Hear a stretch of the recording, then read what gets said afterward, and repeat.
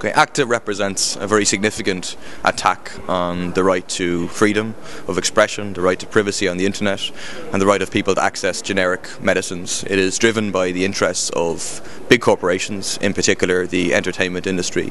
And we had a very important victory this week at the International Trade Committee in the European Parliament, whereby there was a proposal to refer ACTA to the European Court of Justice. This was simply a delaying tactic by those in favour of ACTA to try to reduce the pressure because of the massive protests that exist, and to try to leave some space so that at a later stage ACTA could be passed.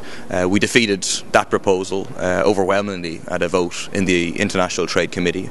I mean, the main reason by far why we won that vote, in my opinion, is because of the massive protests that have taken place across Europe that really put all of the MEPs under a lot of pressure. You could see that the establishment party MEPs, those who represent the interests of big business, were squirming under that pressure and felt no alternative for many of them but to vote against the proposal.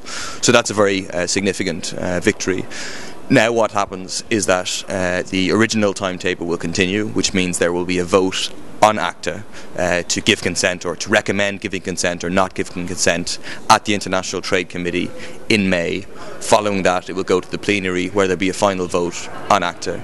This is an extremely important moment now. We have to take the lesson of the protests that worked so well on building pressure on the meeting a few days ago, and now I would call on those campaigning against ACTA to build massive protests in the next couple of months. This is our opportunity to kill off ACTA and strike a blow against the interests of these corporations in the interest of people's democratic rights.